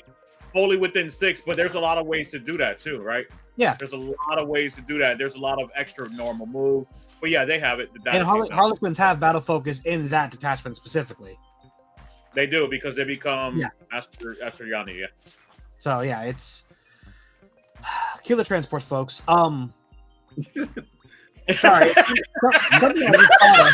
He sounds so depressed. I'm going to ask you not to do that. Harlequins have battle focus on their data sheets, so that's just a faction. Oh, really? I thought the battle focus rule said except Harlequins and Yunari unless otherwise stated. I didn't. Okay. Yeah, no, they have battle focus on their. Hilarious. That is exactly something Kegarak would do. Yes. Mm-hmm. It just allows them the ability for not being Asteriani to use it. That's what that portion does. Yeah. Yep. Like I said earlier, it's just overcomplicated wording in that whole section. It really is, man. You heard it really is. It simply gives Harlequins the ability to use battle focus. Nothing major. Yeah, and what's the worst that can happen? What's the worst that can happen? Just remember, it's not a war crime the first time. My dream scenario is to get within 6 of Lewis with a lictor and be like, I fight first. You want to charge me with your elf? I'll let you. You can. Bring the solitaire. I'll hit him first and we'll see what happens. You charge me, you said? No. The whole kill you and then you get up and charge me because I'm in 6. Oh yeah.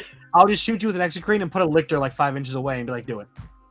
The thing is, if you do it to me on your turn, solitaires fight first, and I'll just smash you with that. And I fight first, technically, because I'm the defender. Not your troop masters. They don't fight first innately. True. Troop masters do not. Troop masters do not. No. Lewis would never do that for the folks listening. This is just my dream scenario where I'm better than him. I'm not. Exactly. I'm just gonna throw a solitaire your way every single time, and then no Overwatch him as well. He'll kill the 10 gargoyles I have screened out, and then we'll see what happens after that. I'm not. The thing about Eldar is the same thing that happened with Sisters and over Hypercrypt Necrons. They're gonna take their pound of flesh. It's fine. It's a good army. All good army. Bridgehead Strike does it. They do that.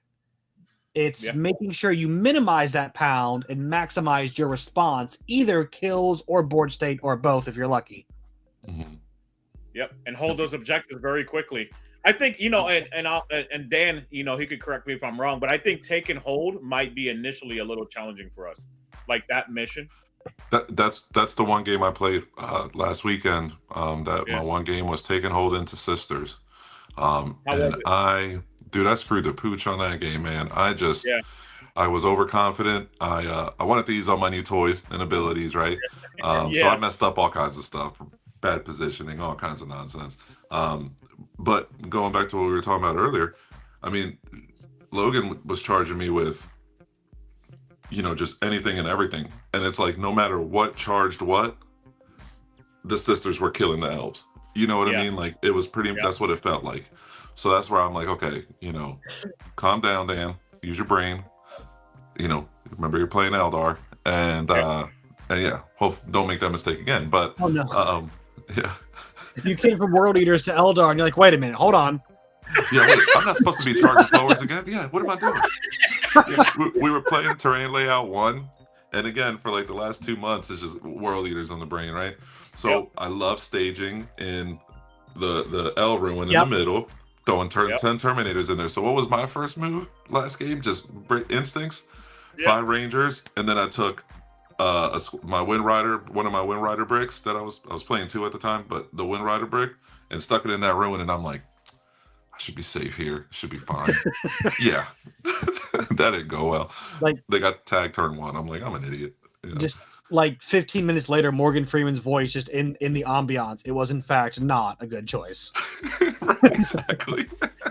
Quick question for you. Back to guard real quick. It's something I forgot about because I hate remembering it exists. And Rogadorans kind of steal the show. Mm-hmm. How do you feel about like mortar teams? So they still worry me. So because I'm playing Wind Rider host and I don't have that many transports, I think most of the other ones are going to be relatively okay because they have a lot of transports. People are running Wave Serpents, Falcons, Star Weavers, whatnot. I'm still going to worry about them a little bit, just because I'm still a bunch of bikes that are T4. It's just I don't want to have to take 3 ups and lose a bike here and there, right? So I think it's still going to be an issue for me. How I'm going to deal with them, I'm not totally sure. I think I'm going to try and use my speed, try to, deep strike in the right places, or maybe rapid ingresses so I can get back there at some point. But I think it's still going to be a problem. I think they're still going to be really good into Eldar. They're really good into a lot of armies because, my God, those mortars are insane. But and the only thing you can really rely on is them hitting on 4s, right? So, other than Scorpions and the vehicles, is Eldar pretty much just like 4-up and 5-up invulns? Really. Yeah, except for Harlequins, just 4-ups, and all the aspect warriors have 5-up invulns, and the characters have 4-ups, and that's it. Yeah, that's it. So like little mini demon army. Yeah. T3 and invulns, and that's what you got, unless you're taking the big stuff. Banshees get a 4-up invul in melee. In combat, yeah. Kind of like witches now, which I thought was cool. That's a cool little thing. Harlequins are 4-up invul all the time. All the time. Everything. Yep. Everything. Yeah. That's always been their thing, though, right? Yeah. Isn't their army it's like flip belt baked into their army rule too? They can just move through you. Yeah, but they can charge through you now. They can't move through you. So that was It's situational. It'll be good. Like that one game where you're like, fuck, I need to. oh, this is awesome, you're gonna love it, right? Like when it Yeah. actually matters. But most of the time it won't matter, right? Like, yeah. It's unless you have fly, like unless you're using the storm, Star Weavers and Sky. Yeah, but the infantry themselves. Hmm. I always thought that was a super cool rule. Like, you don't have fly, so anti-fly doesn't work, but you act like you do. I'm like, that is sick. Yeah. No, they nerfed that. They nerfed a lot of things. We lost advance in charge as well. Look, it's for go back like 4 years to 9th edition, and it's why. Yeah. Right. Yeah. I know. We're paying for our sins of our previous editions. I get it. I totally get it. I was excited for Crusher Stampede. I'm like, oh, cool, it's back. Hopefully, it's not as good. Then I looked, I'm like, oh, okay, you know what? Fair game. Dude, fair game.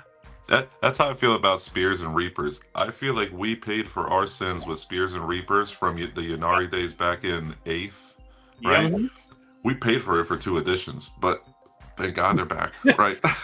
Like, we've done our time. Now we're allowed to play again. Yeah.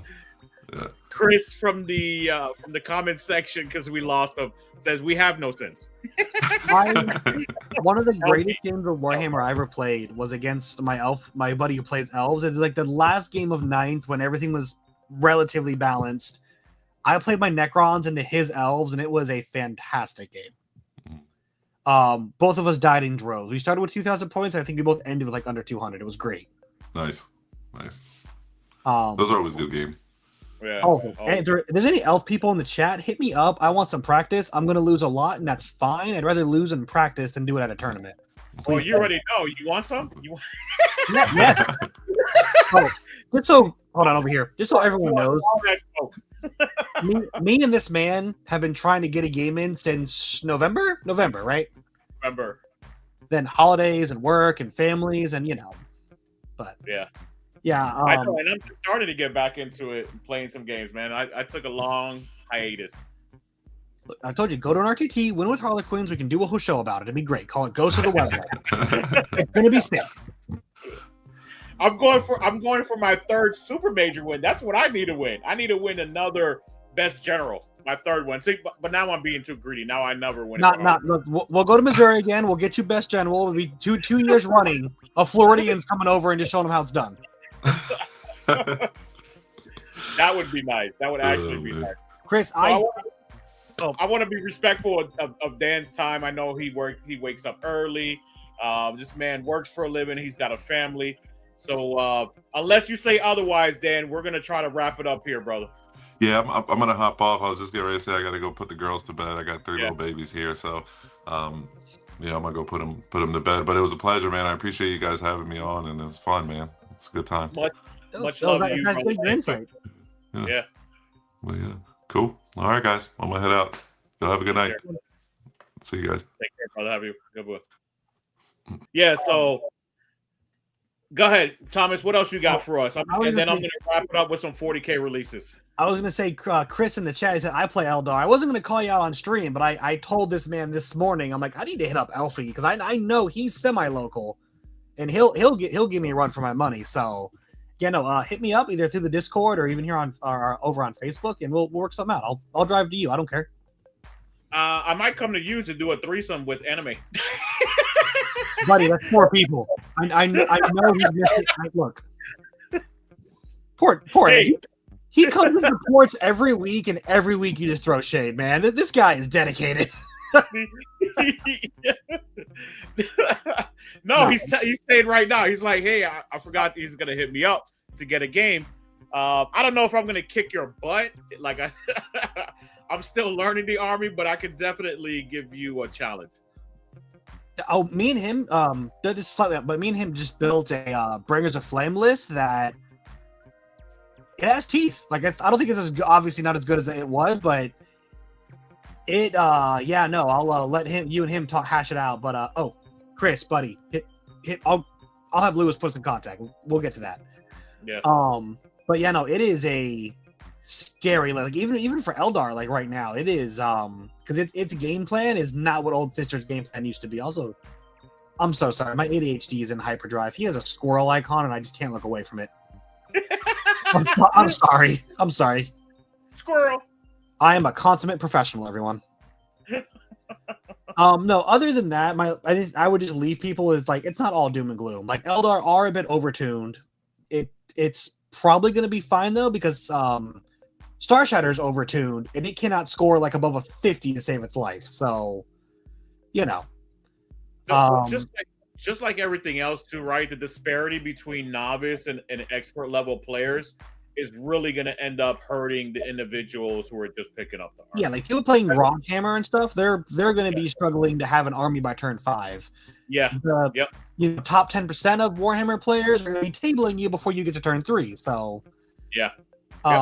That's why I said earlier, if I play an equal skilled player with my Tyranids and Elves, I have a good, you know, feeling that I have a chance to win. Now, I won't necessarily every time, but I know there's a shot.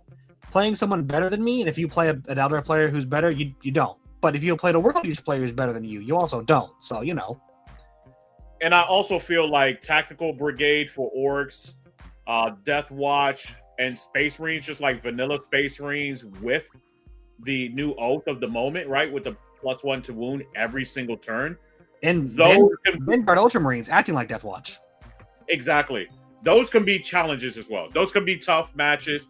And that's where everybody's going to start noticing that the game within those particular factions are going to be balanced, right?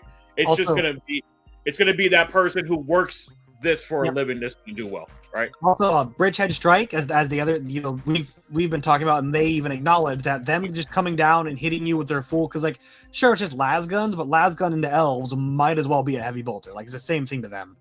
Yeah.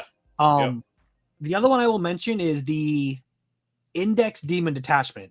The fact that you can come down within 6 and charge now and bring friends with you if you're a greater demon. Spoiler alert, you almost always will be. Yeah, they can react to move if you normal move or you shoot them. But if you just appear 6 inches away and then charge them, they're just getting hit. They don't have a reprisal other than just get hit.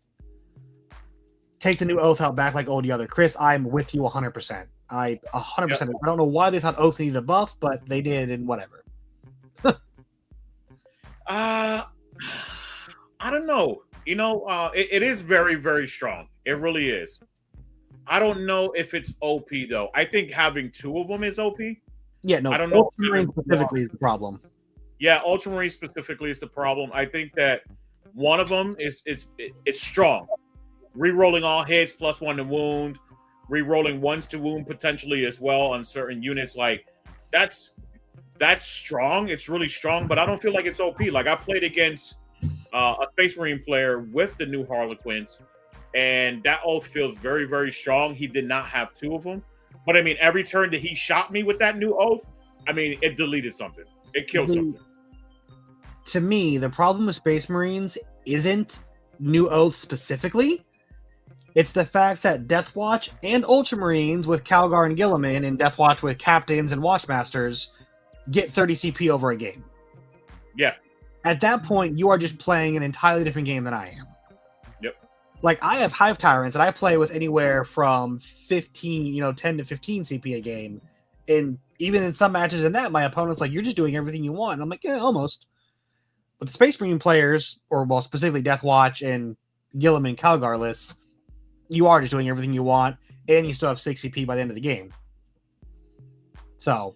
Which is major, right? And then they have the what you call a standard stat line as well, right? So they're not toughness 5 on their their intercessors and things like that, but everything they're taking now with heavy intercessors, aggressor units, things like that, they're all toughness 5 or they're toughness 6. 2 up save for the most part. 2 up or 3 up save. They have armor contempt is not as good as it used to be. It's only once per phase now, I think it is. It's activation. You reduce the AP of a single activating unit, and then it goes away. Right. That's right. It's once. Which in Eldar does matter. If Eldar like, oh, we're gonna shoot the Warwalk over here and shoot that, okay, that's dead. Oh, we're gonna shoot the Dire Avengers here. Oh, armor contempt because you got nothing else lined up because you're so elite. Yeah, I get 15 CP, 5 free strats, 11 fate dice. Look, Chris, yes. I was just going to say that the aspect, or not, the war host, with what they still have fate dice. Fate dice actually are still a word in the book. They just, now the numbers you get correspond to stratagems, and they reduce the cost by 1. And to my knowledge, every stratagem and attachment is only 1 CP. And then there's an enhancement you can take to change the value of a die up or down by 1, meaning anything that's not a 1 or a 6 is half the numbers you can choose. So effectively, like he said, you're going to have 5 free strats plus, Eldrad if you have them for 5 more CP and battle focus tokens for free flips.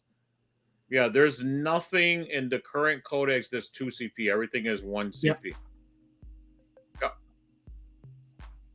Yes, yeah, no, I know what you meant. I know what you meant, Chris. I was explaining that the fate, to not confuse people, fate dice are still a mechanic in the book. They just now reduce corresponding stratagems rather than modify your rolls. Yep, and the Seer Council too. That's in the Seer Council detachment. They still get Seer Council. I thought it was Warhost. Sorry, so it's Seer Council. Warhost gets them as well. It's just Seer Council is predominantly. It's back to fate dice for them. They literally still have it. Yeah. Anime, stop that. In a realistic game, you're gonna have like 17 to 20. So please don't do that. I get 5. Stop it. Vol's gonna get you like 5 on her own. Okay, that's 10. But yeah, no, that's all I have. I just want to leave people on like a positive note. Don't be like, oh, I'm playing Eldar, I just lose. First of all, with that attitude, you did. Congratulations. Yep. But I'm fully willing to go play Chris and Lewis here with his Harlequins and just get wrecked. Like I expect it, but I'm not. Okay, cool. I lost by 30 points.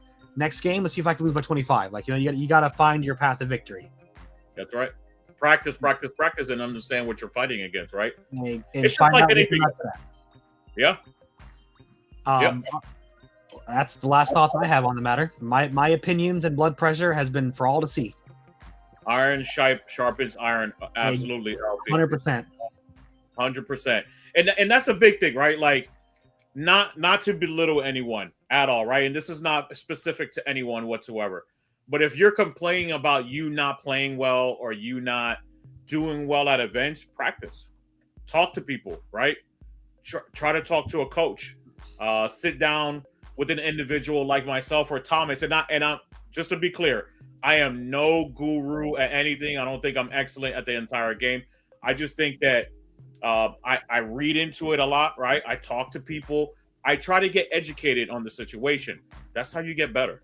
If you're just sitting there and you're just theory crafting and you're not actually playing the game either on TTS or ask your opponent what you could have done better as well. That is me and my friends, we play practice games. We take about 20-30 minutes after the game to sit down and we talk about MVPs, what didn't work, and we try not to. We're not perfect. We do, don't let me lie to you. But we try not to count I should have hit with 70% of those attacks, but I rolled 22s. We don't really count, but we say, okay, maybe if we moved here, if we cycled this card or whatever. But yeah, do a game review. Yes. And to Lewis's point, I'm only here because 3.5 years ago, I was not getting any games in. I was just man, I don't know what to do. I messaged him. You drove 45 minutes, 3 cities over to come play me. Yeah. And our game didn't even last 40 minutes. I was tabled by the bottom of 2. It was awesome. But it was a pleasure to play you, right? It gave me the opportunity to kind of pick your brain at the same time about what I needed to do and kind of understand your army faction as well, right? So it gives you all those opportunities, right? And the most important thing, like we talk about, is just have fun. Just have fun all the time. And now the last game we played a couple months ago, that game ended with an 80-point differential. Our last game was less than 30. That's right. So you just I'm still losing, but hey, it's getting close.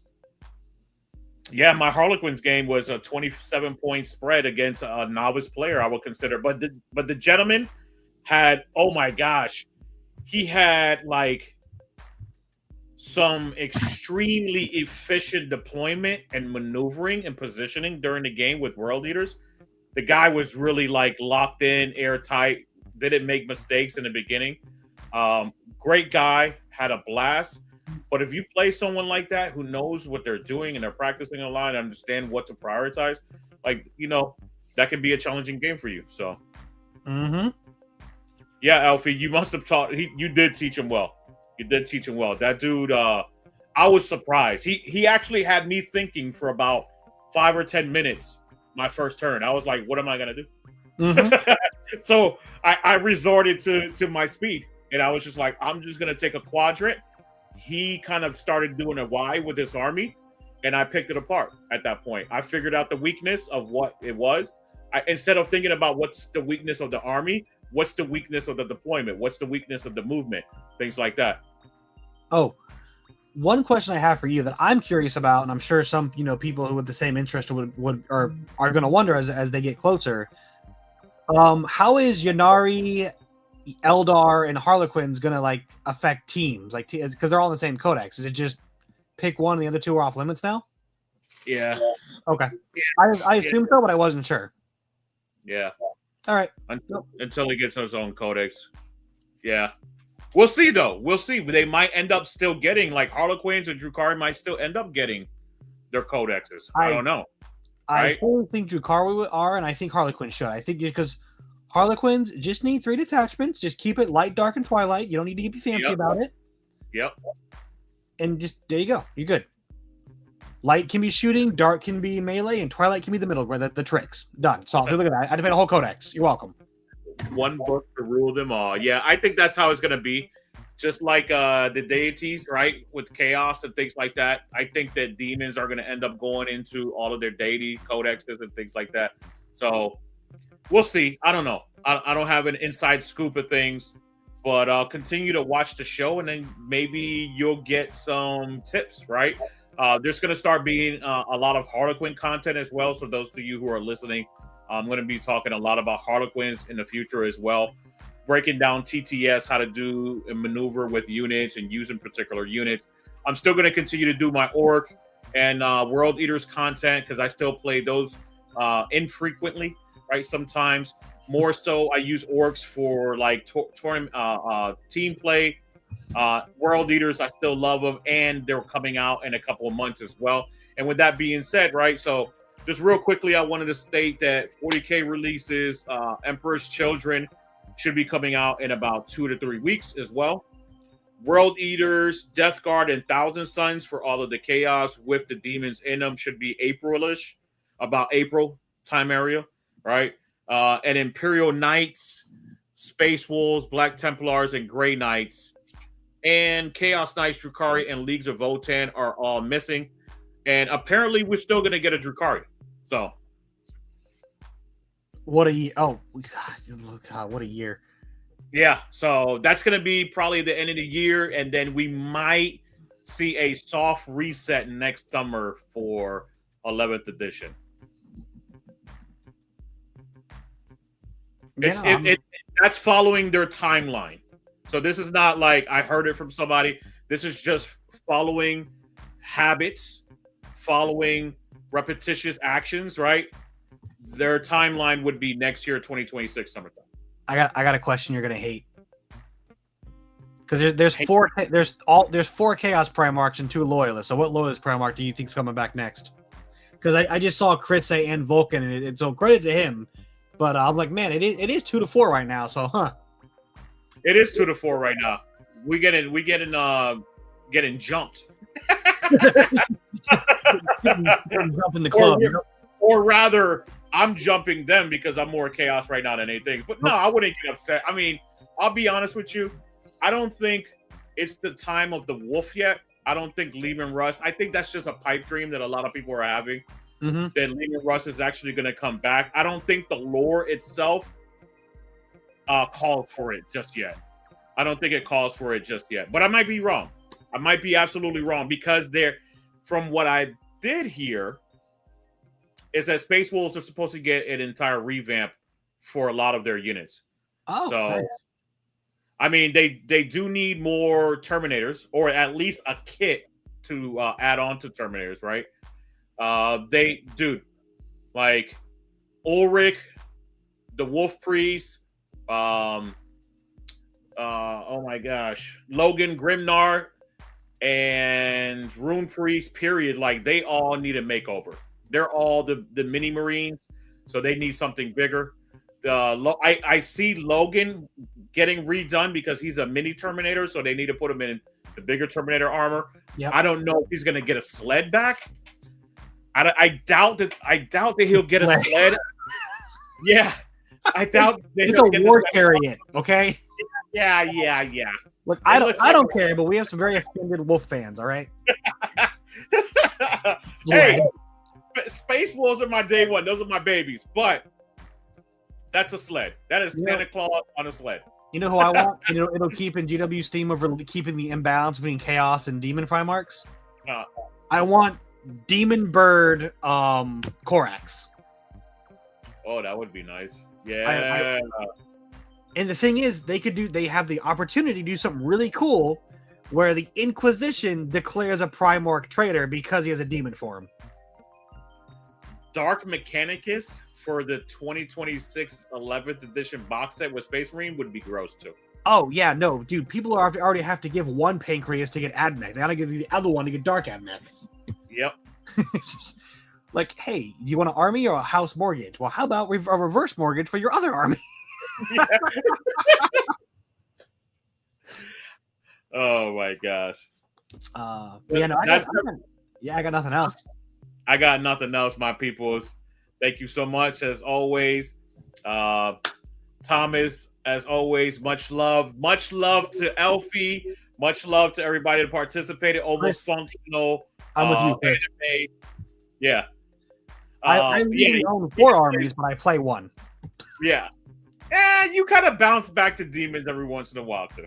When I'm not doing competitive training, I'll play demons are what I'm playing right now because I don't got an event for like 2 months. But true indeed, yeah. Shout out to Regal, the man with opinions, as always, and to Dan and Elfy for being our special guests. Much love. Wonderful participants. If you ever see them in person at an event, tell them what's up. Tell them you want all the elf smoke, whatever. They might put away the army they brought and bring out the army they wanted to bring. Exactly. They might actually give you all the smoke you need. Great individuals. So, but yeah, that wraps it up, everyone. Thank you so much, as always. And, don't forget, Onslaught Gaming, where one victory is just a strategy away. So, take care. I'm tired. And I'm going to go eat some dinner. Take care, everyone. Bye.